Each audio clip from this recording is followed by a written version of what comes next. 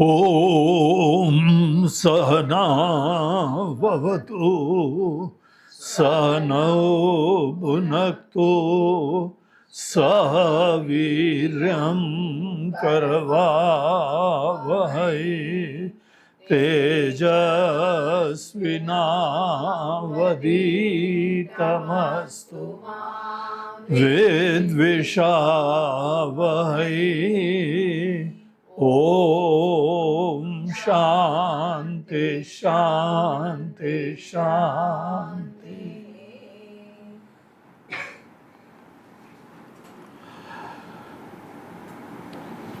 हरि ओम। कल हम लोग केनोपनिषद की भूमिका के अंतर्गत देख रहे थे कि उपनिषद अध्ययन करने का अधिकारी कौन होता है और ये अधिकारित्व कैसे प्राप्त होता है। ये दो महत्वपूर्ण चीजें कल के प्रवचन का विषय थी। इसमें हम लोगों ने देखा कि कुछ 4 क्वालिटीज होती हैं और वो क्वालिटीज होती हैं कि हमारे बुद्धि में विवेक की प्रेरणा हो जाए। यही एकमात्र ज्यादा प्रधान है, प्राथमिकता है कि नित्य क्या है, टिकाऊ क्या है, सत्य क्या है और क्या क्या चीजें यहाँ पे इतनी रिलेटिव हैं, व्यवहारिक हैं, जो टिकाऊ नहीं है। क्या क्या चीजें व्यवहारिक है? व्यवहारिक चीजें जो है यहाँ काम चलाने के लिए, जीवन चलाने के लिए, भोजन पानी, उठना बैठना, सेवा, रिश्ते नाते सब बड़े सहायक होते हैं, अच्छी चीजें होती हैं, कोई प्रॉब्लम नहीं होता है। लेकिन हम सब लोग जानते हैं कि ये सब तब तक ही टिका रहेगा जब तक जीवन चलता है, जब तक ये दुनिया में रहेंगे, कुछ भी साथ में नहीं जाता है। तो व्यवहारिक क्या क्या है, कौन कौन सी चीजें व्यवहारिक है और कौन चीज यहाँ पे जीवन में है जो स्थायी है, जो टिकाऊ है, जो सच्चाई है। इस प्रकार की मन के अंदर प्रेरणा जिसके हो वो उपनिषद का अधिकारी बन रहा है। उस व्यक्ति के अंदर ये प्रधान नहीं होता है कि कैसे जीवन जिए, कैसे दाल रोटी खाएं, कैसे स्वस्थता रहे, कैसे अनेकों प्रकार के रोग का निवारण करा जाए, कैसे रिश्ते नातों का निर्वहन करा जाए, कैसे समाज की और देश की भी सेवा कैसे करी जाए, अपने रिश्ते नातों का जो है अनेकों प्रकार का अभ्युदय कैसे करा जाए, कल्याण कैसे करा जाए। मन फ्री हो गया है क्योंकि हमने ये सब चीजें करी हैं, बहुत ही दिलो जान से करी है, समग्रता से करी है और इसमें हमको कोई डाउट नहीं रह गया है कि अच्छा काम कैसे करना चाहिए, सेवा कैसे करनी चाहिए, स्वस्थता कैसे अपने ध्यान रखना चाहिए, खाना पीना क्या खाना चाहिए। अब अनेकों लोगों का बहुत गहराई का चिंतन रहता है कि क्या खाना है, क्या पीना है। तो ये सब चीजें आदमी को जाननी आवश्यक है। दुनिया में जीने के लिए ये सब चीजें आवश्यक है। लेकिन ऐसी चीजों में जब तक आप उलझे रहते हैं, हमारे कर्म के क्षेत्र में दक्षता कैसे होगी, हम कैसे ज्यादा प्रोडक्टिव होंगे, कैसे हम यहाँ पे अनेकों लोगों को लीड कर सकेंगे, अच्छे लीडर कैसे बनेंगे, अच्छे माताजी, अच्छे पिताजी, अच्छी संतान कैसे बनेंगे, अच्छे नागरिक कैसे बनेंगे, ये कोई भी विषय उपनिषद के स्टूडेंट का नहीं होता है। बल्कि उसके मन के अंदर इन चीजों के प्रति मन में जो है एक वैराग्य हो गया है। वैराग्य मतलब ये नहीं होता है हम वो सब करते नहीं हैं। वैराग्य ये होता है कि हमारे लिए अब ये बहुत इंपॉर्टेंट नहीं रहा, अब सहज रूप से अच्छा कर पाते हैं। देखिए, बहुत सारी चीजें हमको सहज रूप से अच्छी करनी चाहिए। आपके स्वस्थता का ध्यान, सवेरे से उठो, वॉक करो, ध्यान करो, एक्सरसाइज करो, कुछ जो है ये पानी पीना है और ये जूस पीना है और ऐसा करना, अनेकों चीजें एक रूटीन में आ जानी चाहिए। अब इनके बारे में कोई बहुत चिंतन भी नहीं होता है, कोई डाउट भी नहीं होता है, कोई समस्या भी नहीं होती, पता लग गया ये सब बहुत आवश्यक चीज है जो आपको अपने शरीर के लिए, जो आपको अपने रिश्तों के लिए, पति के लिए, पत्नी के लिए, माता के लिए, पिता के लिए, कुछ चीजें आपको पता लग जाती क्या सेवा आपको करनी है, बस वो करते रहो, प्यार से करते रहो, पूरे भाव से करते रहो। इसमें अब अलग हमको चिंतन की गुंजाइश नहीं रह गई है। हमारा काम का क्षेत्र है, कर्म का क्षेत्र है, कोई डॉक्टर है, कोई इंजीनियर है, कोई वकील है, कोई बिजनेसमैन है, उसको पता लग गया है यही हमारा कर्म का क्षेत्र है। और अगर हम ये सेवा करते हैं तो हमारा यहाँ पे व्यवहारिक जीवन बड़ा अच्छी तरह चलता है, अर्थ काम की पूर्ति हो जाती है, इज्जत हो जाती है। धर्म, अर्थ, काम ये हमारे लौकिक पुरुषार्थ होते हैं और इनको करने का हमारे पास एक कला हो जानी चाहिए। वो कला भी आपके अंदर हो जाए और उनको सहज रूप से निपटाना सीखो। और अनेकों प्रकार की चुनौतियां भी आती, समस्या भी आती, तो उस समय भी कोई चिंता करने की बात नहीं होती है। आपको पता है कैसे समस्या का आपको सामना करना पड़ता है। तो ये सब चीजें जो व्यवहारिक रूप से मैच्योर इंसान हो गया है, जो प्रबुद्ध इंसान हो गया है, इसीलिए व्यवहार के बारे में ज्यादा सोचने नहीं पड़ता है। जो जो यहाँ पे जरूरतें हैं, कामना है, उन सब चीजों का हम सामना कर पाते हैं। हर व्यक्ति की जीवन में आवश्यकता होती है, अर्थ की जरूरत, धन दौलत की जरूरत हमको स्वावलंबी बनाने के लिए होती है। हम स्वतंत्र हो जाते हैं, प्रोडक्टिव होना चाहिए। आपके कर्म ऐसे हों कि आपको कर्म करने में भी आनंद आए, खूब खुशी मिले, क्योंकि आपके प्रेम का विषय है। और साथ ही साथ आपको जो भी उसके रिटर्न्स प्राप्त होते हैं, प्रेम भाव से करने के रिटर्न्स भी बहुत ही सुंदर होते हैं। आपका पूरा जीवन चल जाएगा।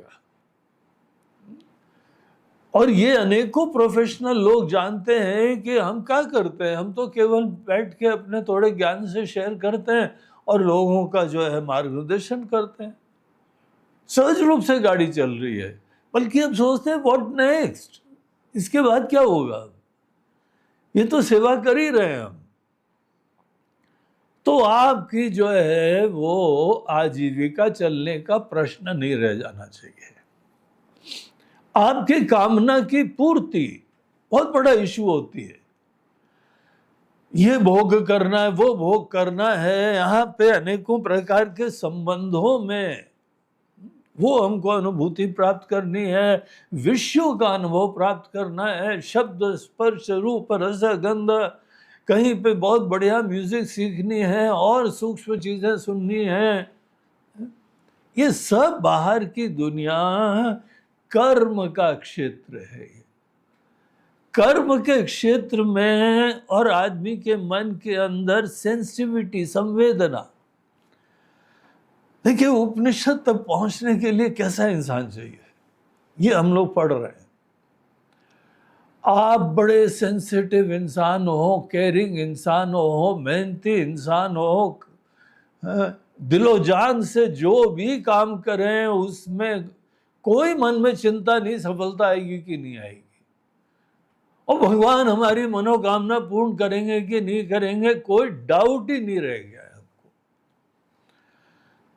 भगवान का अस्तित्व हमारे लिए सुनिश्चित हो गया है और हर कर्म में वो हमको फल देते हैं और जीवन जीने का मौका दे रहे हैं। ये सब बहुत बड़ी कृपा है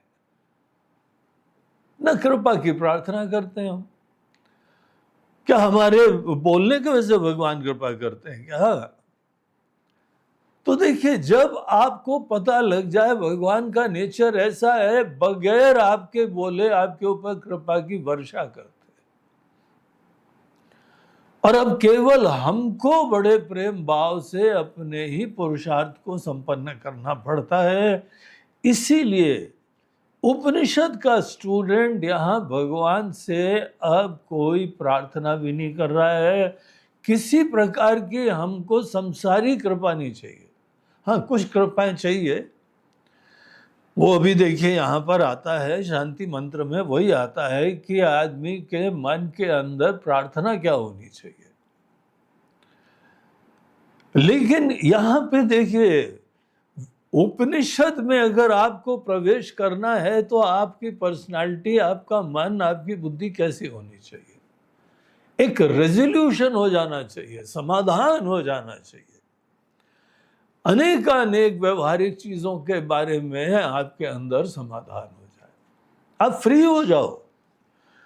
अनेक चीजों से आप फ्री है, आप शांति से अपने बैठ सकते हो, दुनिया को देख सकते हो, बगैर चिंता के आप जीवन को, आप अपना पुरुषार्थ, अपनी सेवा कर सकते हो।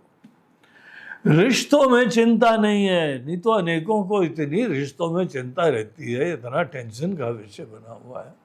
टेंशन बहुत बड़ा विषय है दुनिया में, इतना भयंकर तनाव होता है। और तनाव किस चीज का होता है? फल का एक तो होता है, हम ये मेहनत कर रहे हैं, रिटर्न हमको मिले ना मिले। कर्म योगी जो आदमी कर्म और उपासना से गुजरा है ना, उसके मन में ये सब नहीं होता है। उसको पता है कि हमारे अच्छी तरीके से कर्म होने पे, बड़ी अच्छी संवेदना होने से हमारे पुरुषार्थ अच्छी तरीके से संपन्न होंगे और अवश्य ईश्वर की कृपा आती है। बोलने की जरूरत नहीं। देखिए, बहुत ज्यादा जाके भगवान को बोलना, भगवान कृपा करो, भगवान कृपा करो, पता आप क्या बोल रहे हो कि आपके बगैर बोले भगवान तो सुनते ही नहीं है। ये कैसी श्रद्धा है आदमी की? हमको भगवान का गुणगान जरूर गाना चाहिए, लेकिन अपने व्यक्तिगत कामना की पूर्ति की कोई इच्छा आने की जरूरत ही नहीं होती। आप इच्छा भी करो, खूब मेहनत भी करो, ईश्वर ने व्यवस्था ऐसी बनाई हुई है कि ईश्वर की कृपा आपको अवश्य प्राप्त होगी।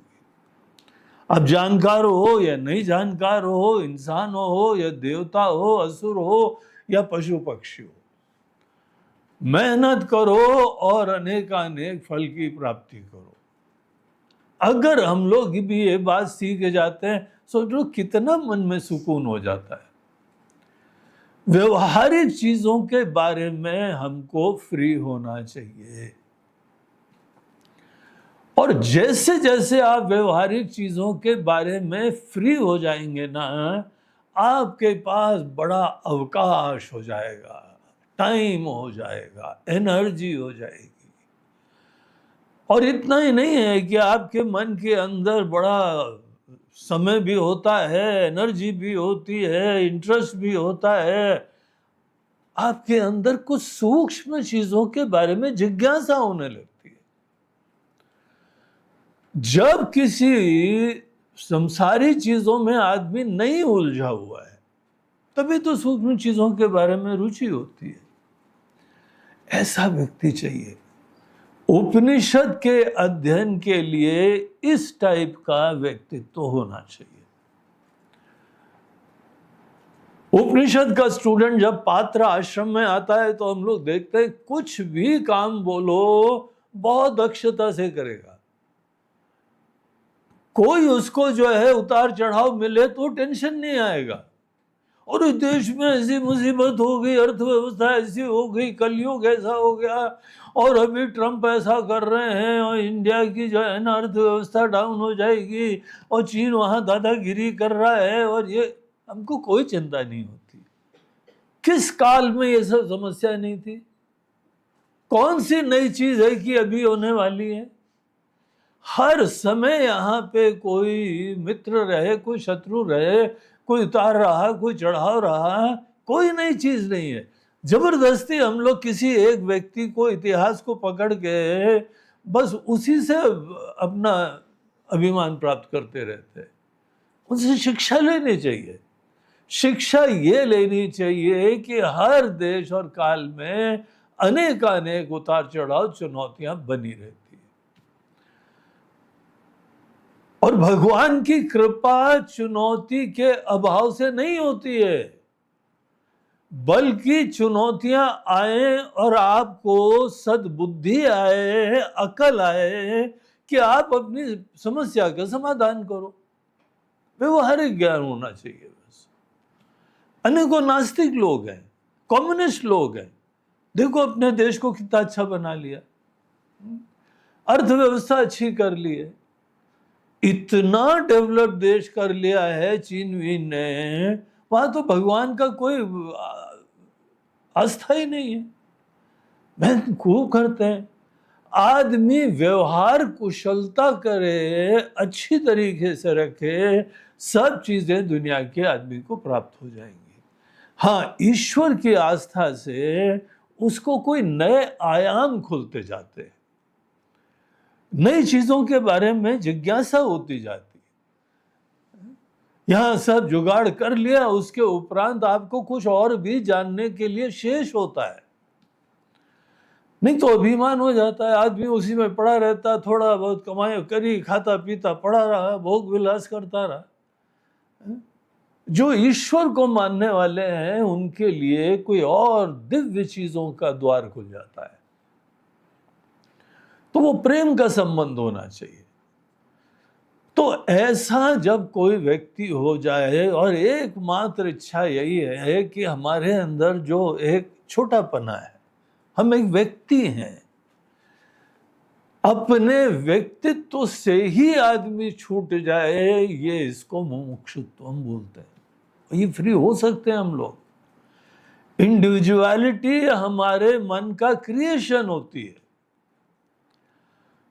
और इस तरीके से हम अपने ही मन की कल्पना से मुक्त हो सकते हैं। तो ये यहाँ पे उपनिषद के अंतर्गत ऐसे व्यक्ति, ऐसे पात्र चाहिए होते हैं। वो दूर से चमक जाते हैं। जब कोई उपनिषद के लिए स्टूडेंट आता है ना, वो बाहर कोई चिंता नहीं करता है, कोई राजनीति की बातें भी नहीं करता है, कोई अर्थव्यवस्था की बातें नहीं करता है, कोई सामाजिक उतार चढ़ाव की बातें नहीं करता है, कोई संस्कार की चिंता नहीं करता है। देखो महाराज जी, आजकल के लोग कैसे, यार किस समय नहीं थे? सतयुग हो जाए, वहां पे कोई त्रेता द्वापर कोई भी हो जाए, क्या राक्षस लोग नहीं थे क्या? क्या दुष्ट लोग नहीं थे क्या? तुमको आज वही दिखाई पड़ रहे हैं, ये तुम्हारी नजरों का प्रॉब्लम है। प्रॉब्लम ये, तुमको अच्छे लोग दिख ही नहीं रहे, तुमको ऐसे दुष्ट ही दिखाई पड़ते रहते हैं, और दुष्ट देखते हो, उनकी चर्चा करते हो तो मानो अपने अंदर अभिमान उत्पन्न हो रहा है। महाराज जी आप समझ रहे हैं ना, ये लोग इतने बेवकूफ हैं, आप समझ रहे हैं ना? क्या समझ रहे? हम नहीं है, हम बेवकूफ नहीं है, हम देखो कितने अच्छे संस्कार के। आदमी को अपने किसी प्रकार के संस्कार और आस्थाएं और भावनाओं के ऊपर अभिमान है, इसीलिए दूसरे के बारे में आप वो उपहास भी करते हो, चर्चा भी करते हो, निंदा भी करते हो। ये सब मन के अंदर के विकार होते हैं।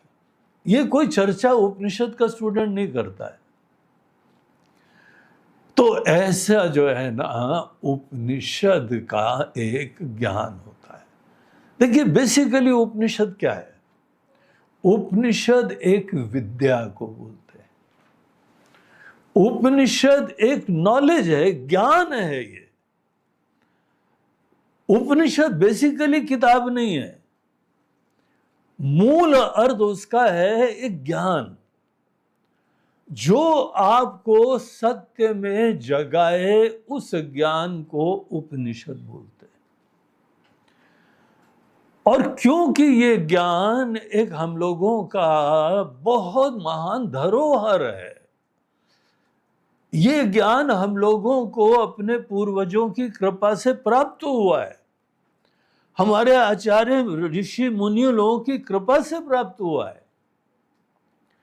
तो इसका एक संप्रदाय है।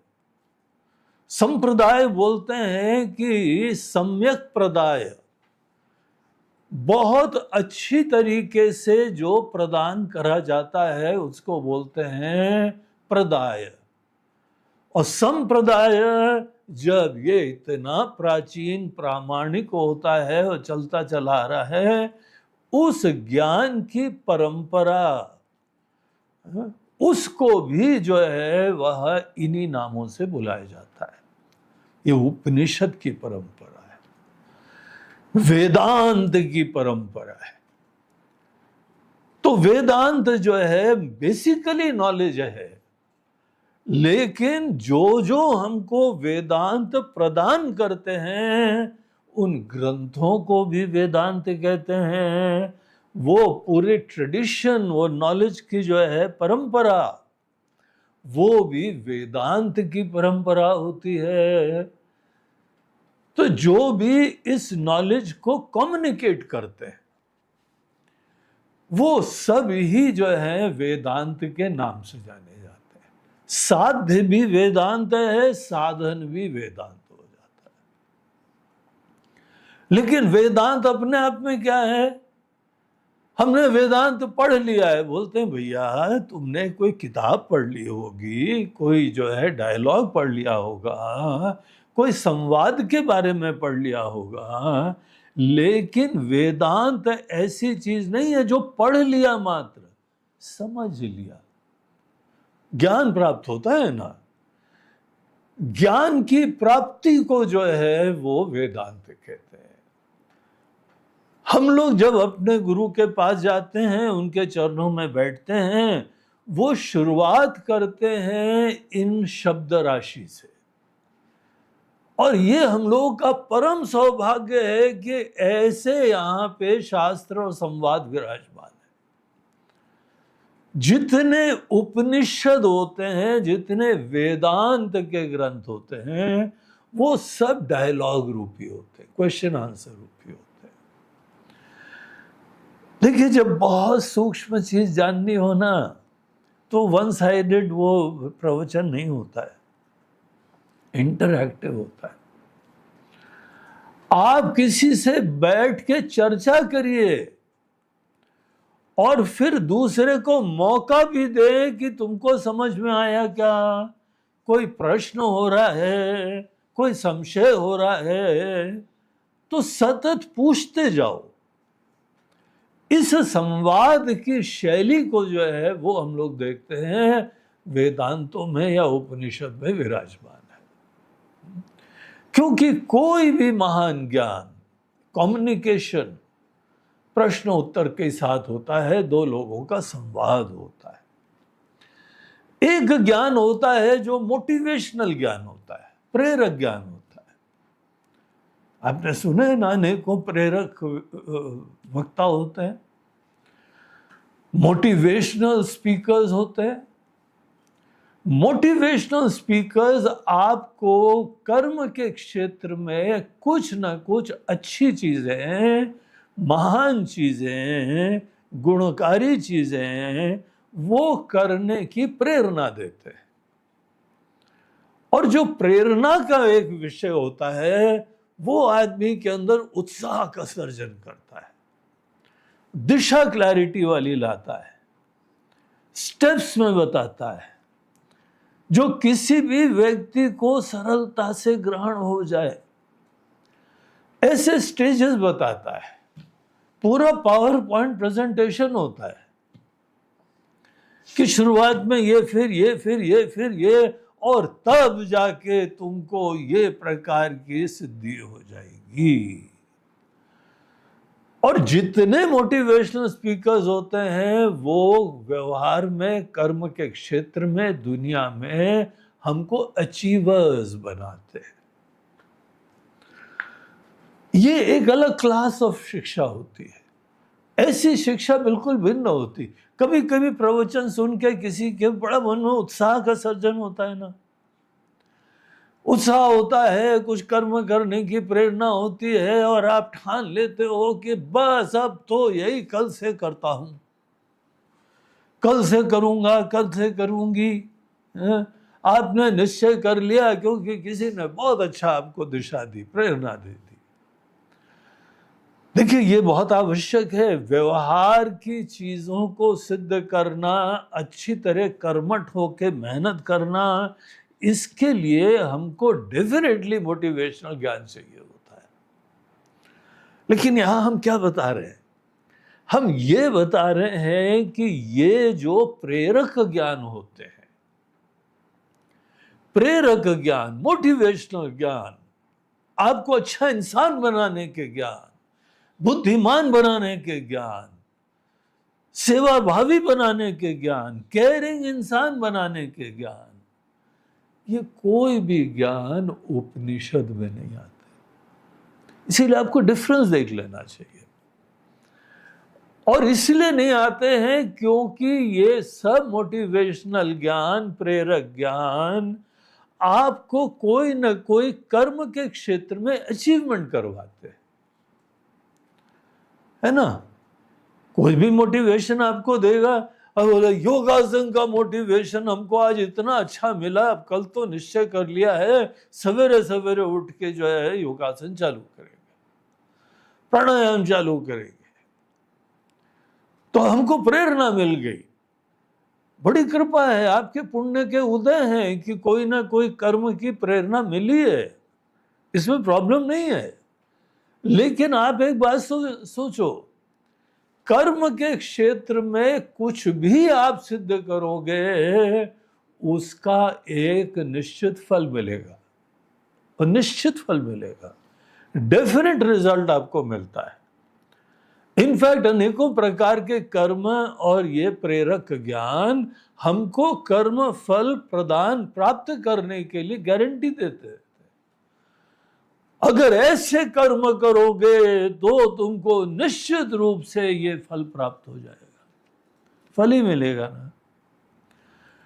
और आपको आज से पहले भी बहुत अच्छे अच्छे फल मिले। आप भगवान के ऊपर आप इतना श्रद्धा रखने लगे हो क्योंकि अनेकों मनोकामना पूर्ण हुई है, नौकरी मिली, अनेकों शादी मिली हो गई, और बाल बच्चे हो गए, और प्रोग्रेस हो गई, प्रमोशन हो गया, समाज में इज्जत मिली, और सब लोगों ने पूरे हॉल में तालियां बजाई।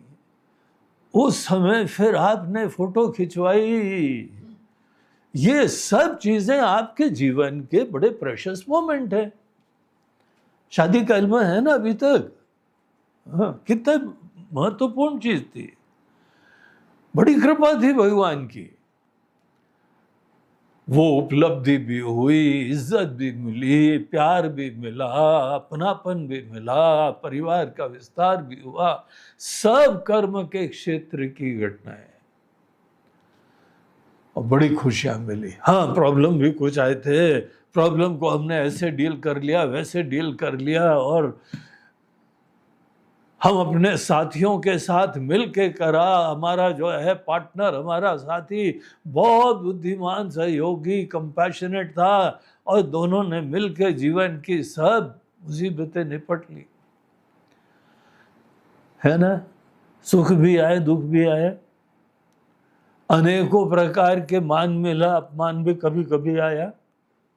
कभी कुछ लोगों को कभी कभी आता है, किसी लोगों को ज्यादातर आता है, लेकिन आता है, वो जाता है, कभी मान भी मिलता है। ये सब आपको मिला, लेकिन आज वर्तमान के क्षण के दृष्टिकोण से आप विचार करो, सब इतिहास हो गया है, सब केवल मेमोरी के अंदर चला गया है। यही कर्म के क्षेत्र की विशिष्टता होती है कि आपको किसी भी प्रकार का फल अगर अनुकूलता हो, मेहनत हो, कृपा हो तो प्राप्त तो होता है, लेकिन बड़ा क्षणिक होता है। थोड़ी देर के लिए हम टॉप ऑफ द वर्ल्ड बड़ी मेहनत से, बड़ी खुशी से, बड़ी प्रफुल्लता से उस दिन प्रसाद भी ज्यादा चढ़ा लेते हैं, गुणगान भी ज्यादा गाते हैं, भजन भी अच्छा गा लेते हैं, लेकिन आप ये पॉइंट के ऊपर ध्यान दीजिए कि वो शीघ्र ही पास्ट में चला जाता है, वो शीघ्र ही हमारे मेमोरी के अंदर चला जाता है। ये पॉइंट उपनिषद के स्टूडेंट को ज्यादा दिखाई पड़ता है। बोलते हैं यार इतनी मेहनत करी हमने केवल 2 पल का खाना। देखो भोजन पानी में क्या होता है, जो लोग किचन में मेहनत से खाना बनाते हैं उनको कम से कम 1-2 घंटे लग जाते हैं। जब स्पेशल फीस्ट हो तो 1-2 घंटे होते हैं, नहीं तो एक्सपीरियंस लोग तो बोलते हैं अभी आप गुरुजी बैठिए, आधे घंटे बना देते हैं, अभी रेडी हो जाता है। तो धीमे धीमे एक्सपीरियंस और ज्ञान के वजह से कम टाइम हो जाता है, लेकिन खाना बनाने में जितना टाइम लगता है खाने में कितना टाइम लगता है। कई लोगों का खाना तो देखो, खाना थाली आई नहीं और थोड़ी देर में ही साफ हो गई, निपट गई। फिर क्या हो गया, फिर मेमोरी रह गई, फिर स्मृति के अंदर चला गया। हाँ आज का खाना बहुत अच्छा था, थैंक यू वेरी मच, बहुत बहुत शुभकामनाएं, बहुत आशीर्वाद आपको। अच्छा शाम को क्या बनेगा, शाम की प्लानिंग, चलो ये होता है कर्म का फल। आप बहुत मेहनत से एक सपना पूरा करते हैं और वो सपना जब पूरा होता है निश्चित रूप से हमारे मन में सुकून होता है, क्योंकि तीव्र उत्कंठा थी वो शांत हो गई और वो मन पुनः शांत हो गया, कृतार्थ हो गया, और वो क्षण बड़ी प्रफुल्लता का था। उसके बाद व्हाट नेक्स्ट, अब अगला लक्ष्य, अब अगला गोल। देखो ये कर्म के क्षेत्र में सीखने की बात है। ये जिसका मन बहुत ही विक्षिप्त रहता, ना शांत रहता, वो देख नहीं पाता। ये शांत बुद्धिमान व्यक्ति ये सब देख पाते हैं, ऑब्जेक्टिवली अपने लाइफ को देखते हैं, बोलते हैं देखो इतना कुछ प्राप्त करा था, आज सब चौपट। खुशियां भी होती हैं वो चली जाती हैं, रिश्ते नाते भी होते हैं चले जाते हैं ना, फिर यादों में आप बैठे रहते हैं। यही सत्य है व्यवहार का।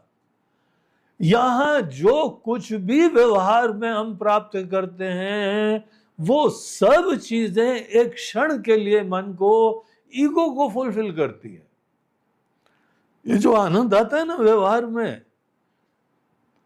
इस व्यवहारिक आनंद को अहम की संतुष्टि ही बोलते हैं।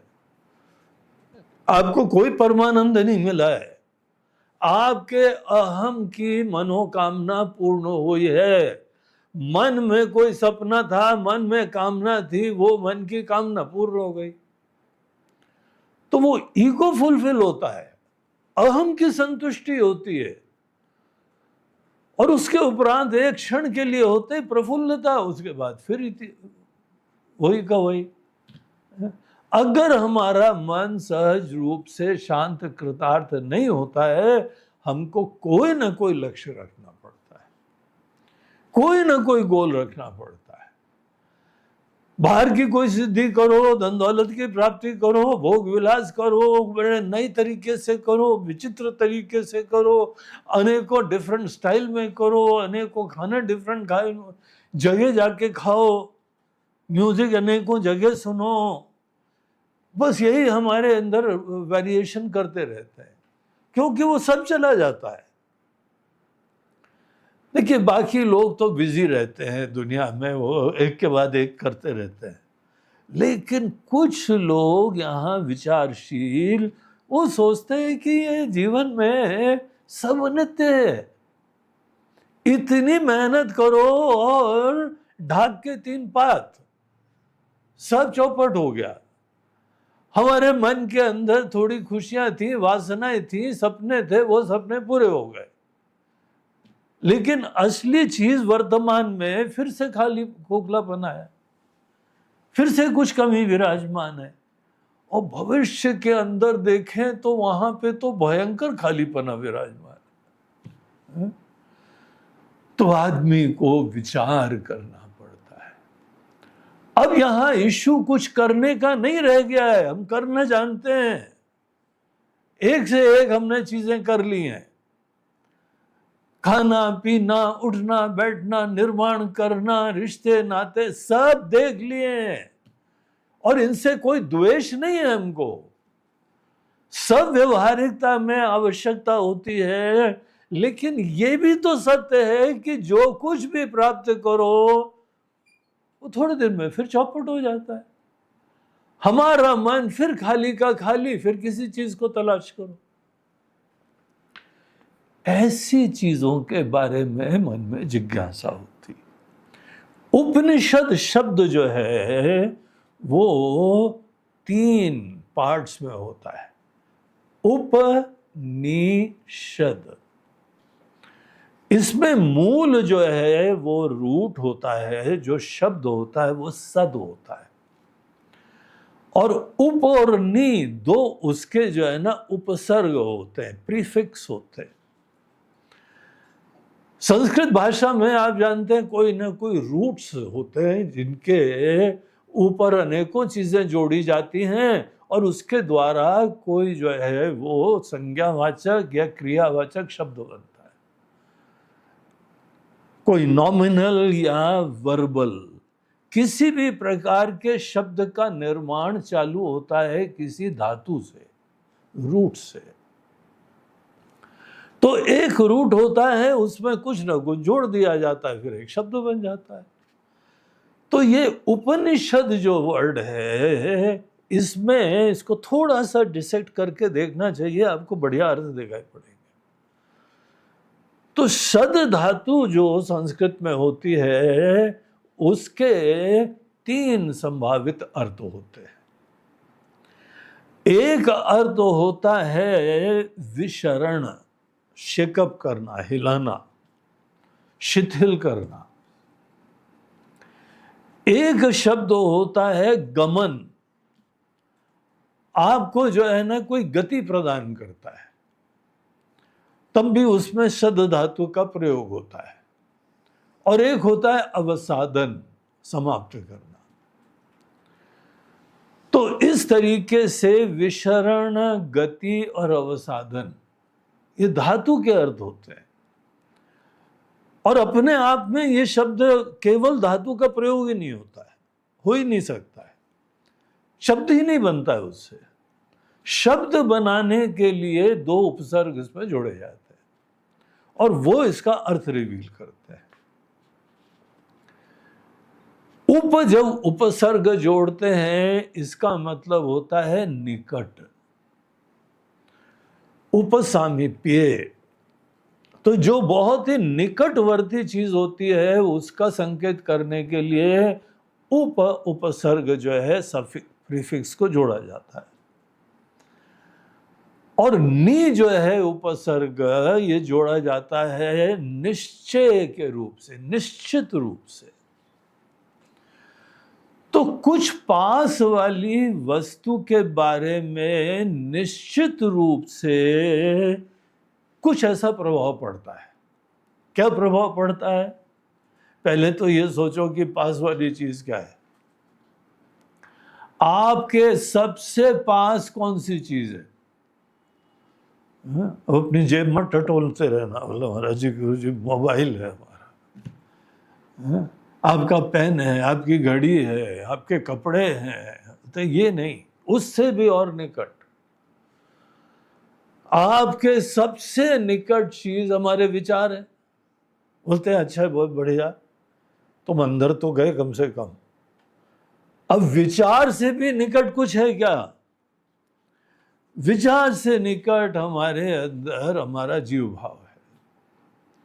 बोलते हैं बहुत बढ़िया, जीव भाव तो चेंजिंग होता है, बचपन से धीमे धीमे व्यक्तित्व तो तुम्हारा बड़ा होता गया, इंडिविजुअलिटी तुम्हारी जो है वो विकसित होती चली गई, तो ये भी चेंजिंग होता है।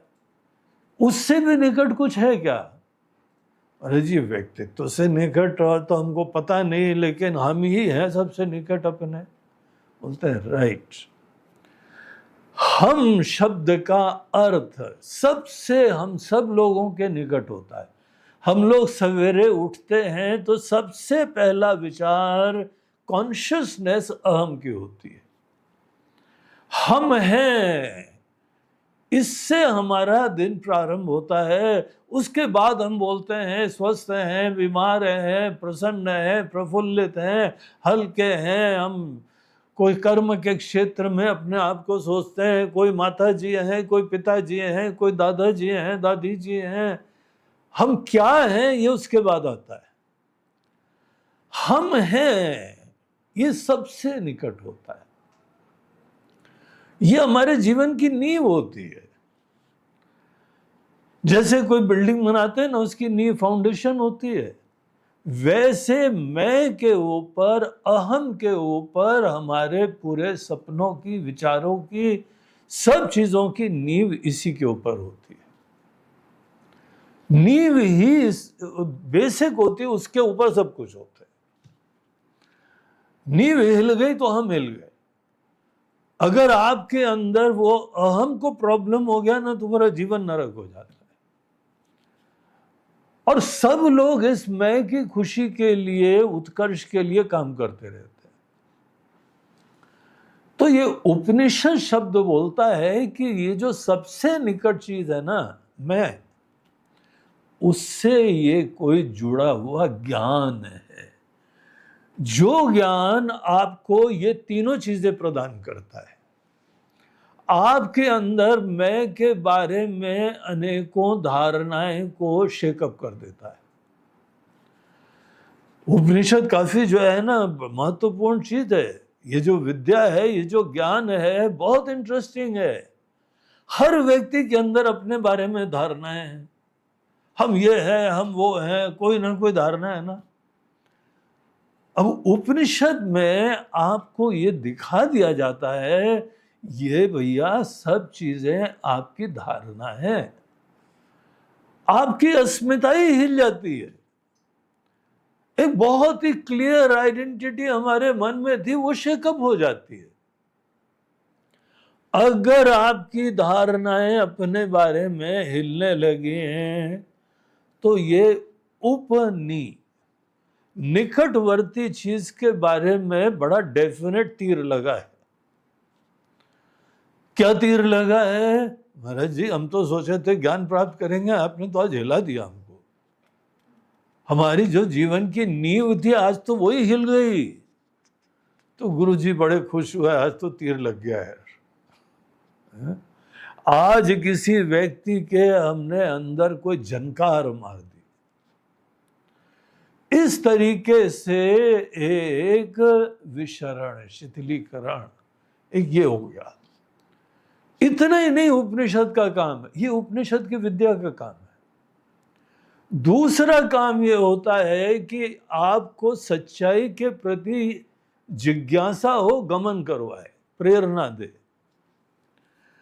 कर्म की प्रेरणा नहीं, बाहर को अचीव करने की प्रेरणा नहीं, अपने आप को गहराई से समझने की प्रेरणा। और फिर उसके उपरांत आप और चिंतन करते हैं, और यहाँ पे उपनिषदों में चिंतन ही एक साधन है। गहराई से चिंतन, सूक्ष्म चिंतन, एकाग्रता से चिंतन, यही एकमात्र टूल है। यहाँ आपकी यही कार है, इसी गाड़ी में बैठ के जाओगे। इसीलिए बाकी कर्म के कोई भी साधन का प्रयोग न करते हुए, मात्र चिंतन करते हुए अपने बारे में धारणा दूर हो रही। धारणा दूर करने के लिए कौन सा कर्म, पूजा, अनुष्ठान, अर्चना कौन से करनी पड़ेगी? कुछ नहीं, विचार करना है।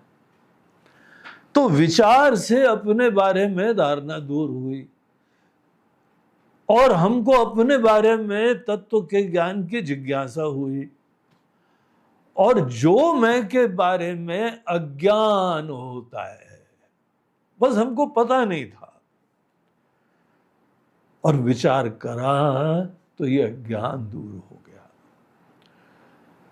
हम सब लोगों का मैं विराजमान है, सदैव प्रकाशित हो रहा है। अनुपलब्ध चीज नहीं है कि हमको मरणोपरांत कहीं जाना है, बादलों के परे किसी को जानना है, कुछ नहीं। ये मैं की कहानी चल रही है। उपकी उपसामीप्य, जो मैं, इसके बारे में ही मात्र जानना है। ये तो प्रकाशित हो रहा है, सदैव मैं है, बस हमको पता नहीं था। अब हम इन चीजों के बारे में थोड़ा सा विचार करने लगे तो पहले धारणा दूर हुई, सत्य को जानने की कोई प्रेरणा हुई, और फाइनली चिंतन का पर्यवसान कोई ज्ञान में होता है, विवेक में होता है। और जब हमको विवेक प्राप्त हुआ तो अज्ञान की समाप्ति हो गई। ये आत्मा के बारे में निश्चित रूप से ज्ञान प्रदान करने की विद्या को उपनिषद कहते हैं। तो बहुत इंटरेस्टिंग है, क्लास अपार्ट, एक डिफरेंट श्रेणी में है।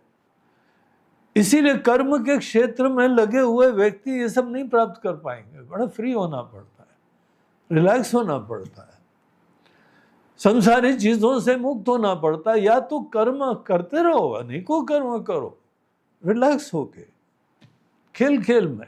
जैसे भगवान लीला करते रहते हैं ना, भगवान की लीलाओं से हमको शिक्षा लेनी होती है। आराम से रिलैक्स होके प्रेम से कुछ भी करो।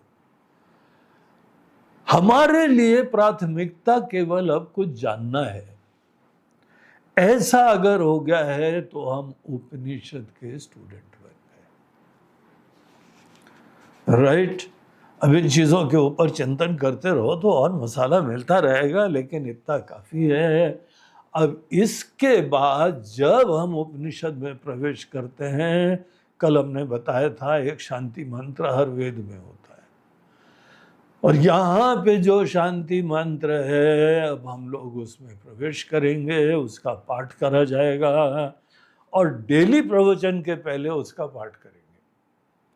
आज हमने करा था सहना भवतु, ये दूसरे वेदों का है, बहुत ही कॉमन हो गया है, लेकिन इस सामवेद का एक शांति मंत्र है। तो आइए अब हम उसको पढ़ते हैं। आप लोग भी बाद में उसको रिकॉर्डिंग सुन के फिर चैंट करना सीखने लगा। ओम आप्यायन्तु ममांगानि,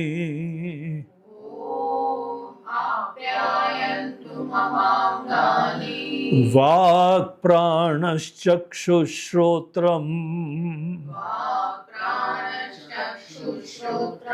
अथो बलमिन्द्रियाणि च सर्वाणि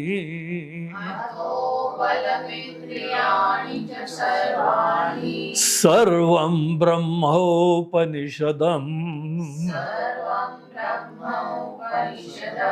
माहं ब्रह्म निराकुर्याम्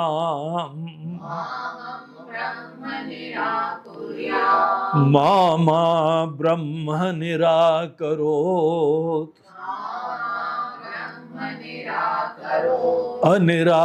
अनिराकरणमस्तु अनिराकरणं मे अस्तु तदात्मनि निरतेय उपनिषत्सु धर्माः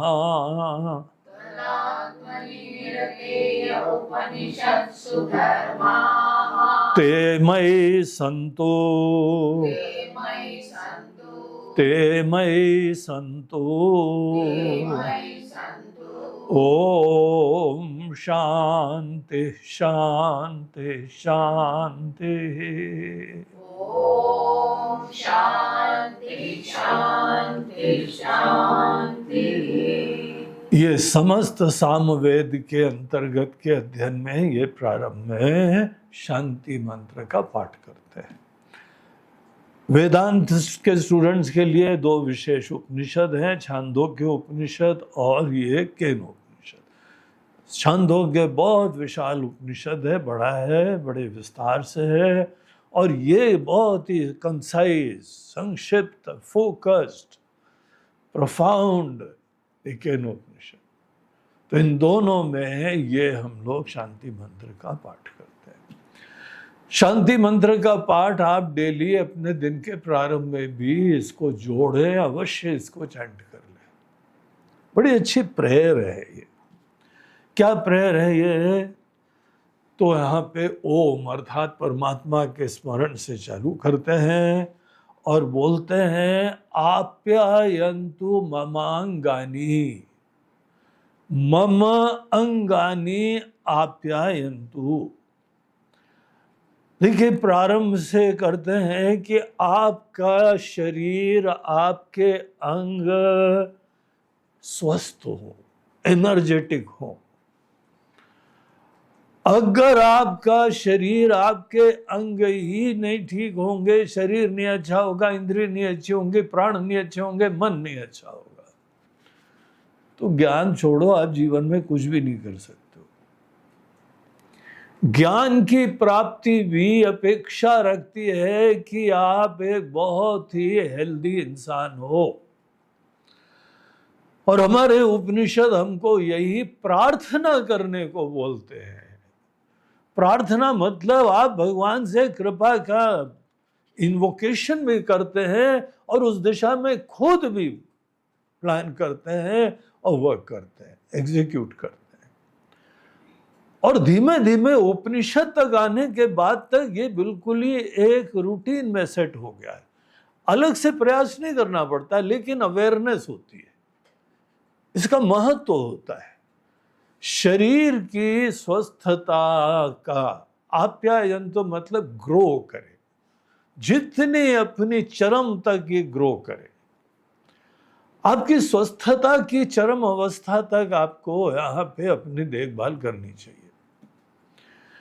अब आजकल जो है अनेकों शरीर के पैरामीटर्स हैं। आपका वेट इतना होना चाहिए, हाइट इतनी होनी चाहिए, शुगर इतनी, बीपी इतना, और कोलेस्ट्रॉल इतना, अनेकों ये पैरामीटर्स हैं। ये जो जो बताए गए हैं हमको उसमें नहीं जाना है। ओवरऑल आयुर्वेद तो बोलता है कि आपका शरीर, मन, बुद्धि सब चीजें बिल्कुल ही संतुलित हो, स्वस्थ हो, प्रसन्न हो, तब जाके आपका जो है ना ऑप्टिमम वर्क होएगा।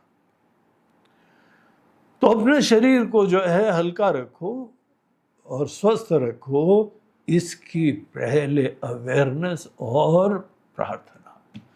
आप्यायन्तु ममांगानि, उसके लिए देखिए योगासन वगैरह होते हैं आपके शरीर के एक एक अंगों को ठीक करने के लिए, जरूर करना चाहिए। अब बहुत ज्यादा हमने वो सब नहीं करा तो हमको कीमत चुकानी पड़ी। हम ऐसे वेदांत के अध्ययन में लगे और इतना मजा आया कि अपने शरीर का खाना पीने का ध्यान नहीं दिया हमने। आज उसकी कीमत चुका रहे हैं। शरीर थोड़ा ओबीस हो गया, मोटा भी हो गया, रोग भी हो गए, खासकर मोटापे से जुड़ा हुआ और शुगर से जुड़ा हुआ, ये दोनों प्रॉब्लम आ गए। ये आने नहीं चाहिए। ये हमको ही जो दिशा मिली है उसके अंदर हमारी कमी थी। आप्यायन्तु ममांगानि, और ये अंगों की चर्चा करते हुए कुछ अंगों का विशेष चर्चा यहाँ करी। वाक् प्राणः चक्षु श्रोत्रम। हमारी वाणी बहुत अच्छी हो। देखिए, वाणी अच्छी होगी ना तो आपके व्यवहार अच्छे होंगे। कई बार हमारी वाणी से ही अनेकों लोग कट जाते हैं, प्रेम खत्म हो जाता है, व्यवहार खत्म हो जाता है और कम्युनिकेशन नहीं हो पाता है। वाणी की सुंदरता पे बहुत ध्यान दो। जब तक हमको खुद प्रायोरिटी नहीं होगी ना, कुछ चीजें ठीक नहीं होती है। कई लोगों को इतना गुस्सा आता है, इतना टेम्पर हो जाता है, बाल बच्चे, रिश्ते नाते सब दुखी होते हैं। बोलते नहीं नहीं, you know I don't mean it, मगर हो जाता है, हमको झोंके आ जाते हैं। बोलते भैया नहीं आना चाहिए, तुम कंट्रोल कर सकते हो, केवल कुछ आदतें हैं, कुछ नोशंस हैं। अब उन चीज़ों के लिए हम अभी ज़्यादा नहीं जा सकते हैं, आप खुद ही व्यवहार कुशल हैं, जानते हैं। तो वाक प्राण, आपके जितने प्राण होते हैं ना, प्राणायाम का अभ्यास करते हुए एनर्जेटिक होना चाहिए। जो प्राण का अच्छी तरह संयमन करता है, यमन करता है, उसको एनर्जेटिक लाइफ प्राप्त होती है। चक्षु, अच्छी तरीके से देखना सीखो, सूक्ष्मता से सुंदर चीजें देखना सीखो। केवल 6x6 हमारी आंखें हैं, या चश्मा लग गया है, कॉन्टैक्ट लेंस लग गया है, अब तो लैसिक्स करा लिया है, ऑपरेशन करा लिया है, अब देखता अच्छा, बोलते नहीं, वो नहीं बात है। अच्छा देखो, सुंदर देखो, पॉजिटिव देखो, दिव्य देखो। तो चक्षु अच्छी होनी चाहिए। और श्रोत्रम, हमारे कान बहुत आवश्यक है, क्योंकि प्रवचन तो सब कान से सुने जाते हैं।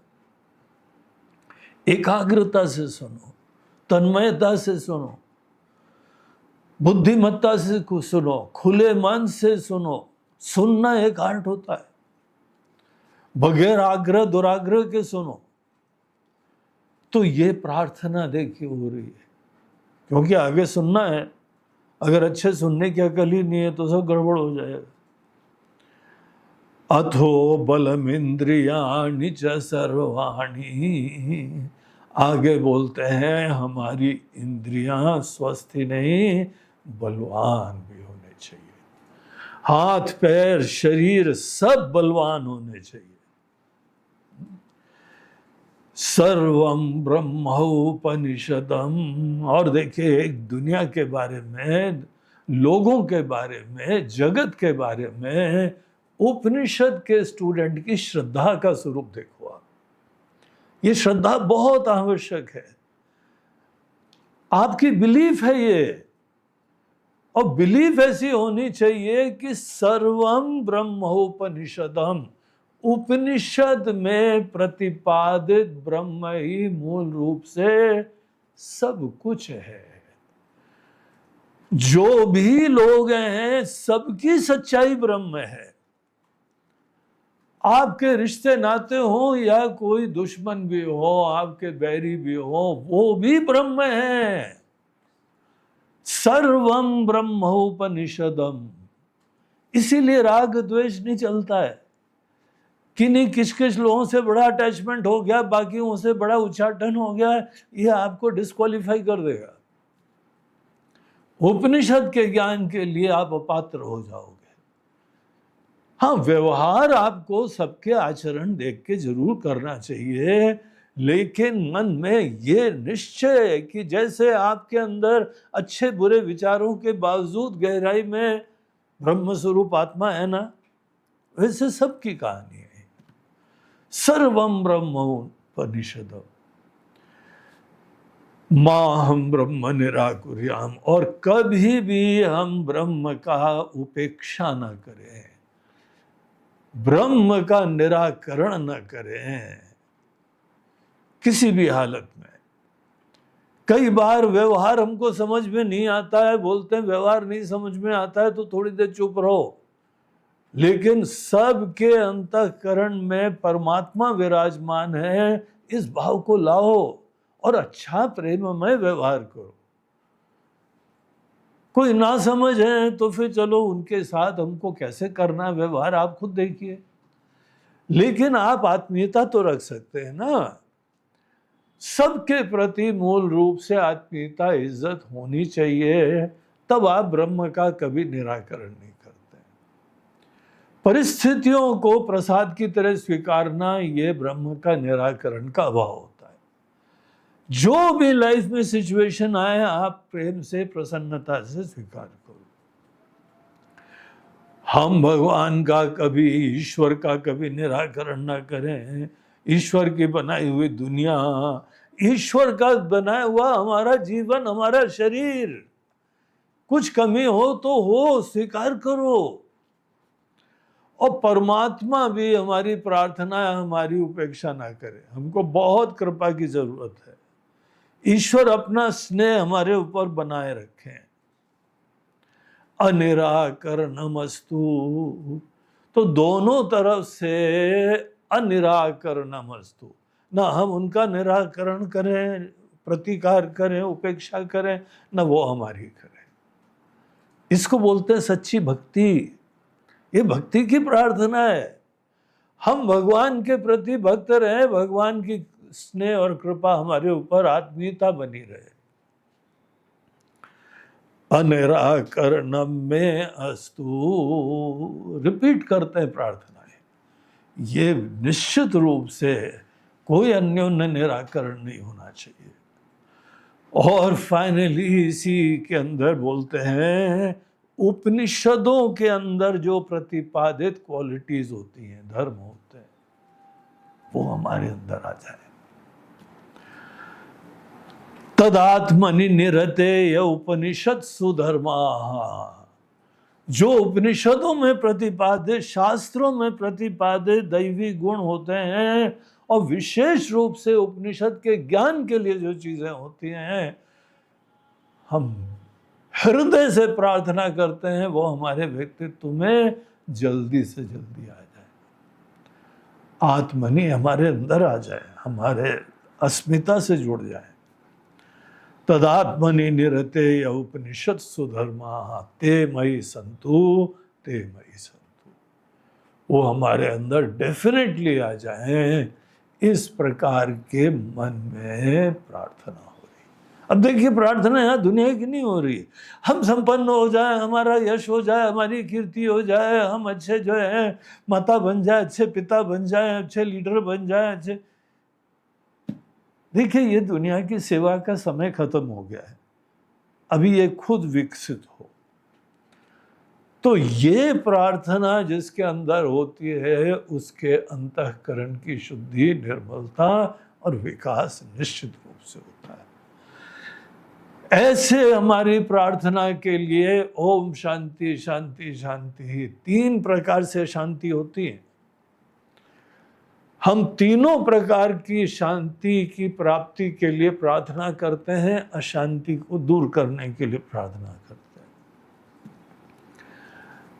आदि दैविक, आदि भौतिक और आध्यात्मिक।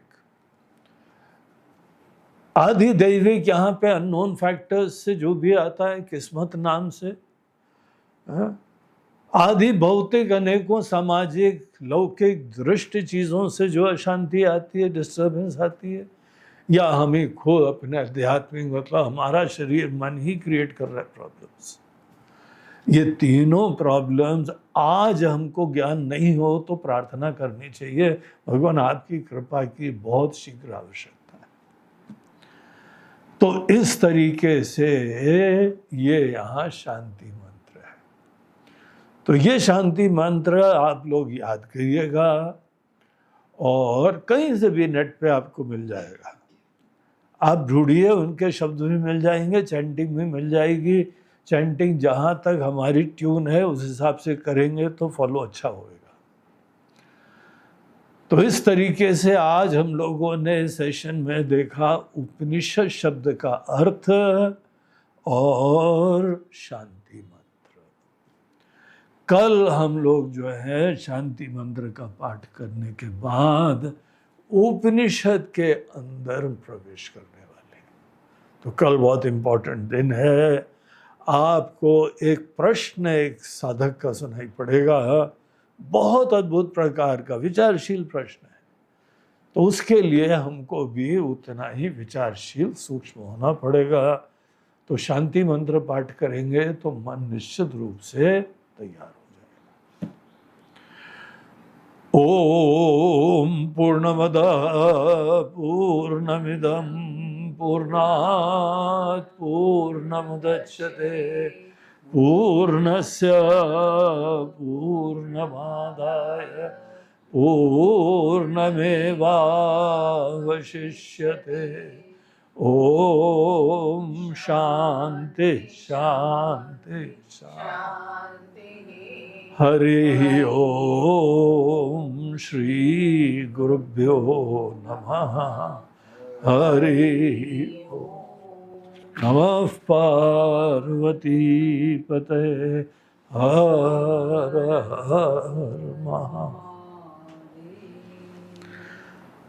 आज तृतीया और चतुर्थी दो श्राद्ध एक ही दिन पड़ रहे हैं। तिथियों में ऐसा होता है, एक ही तिथि को दो दो घटनाएं हो जाती हैं, दिन आ जाते हैं। तो ये तृतीया और चतुर्थी श्राद्ध के लिए दो लोगों का आज सेवा आई है। वो यहाँ पे अपने पूर्वजों का स्मरण कर रहे हैं। पहले हैं बंबई के नंदलाल सचदेवा जी और उनकी श्रीमती दीपा सचदेवा। तो नंदलाल और दीपा सचदेवा जी के उनके पेरेंट्स का श्राद्ध है।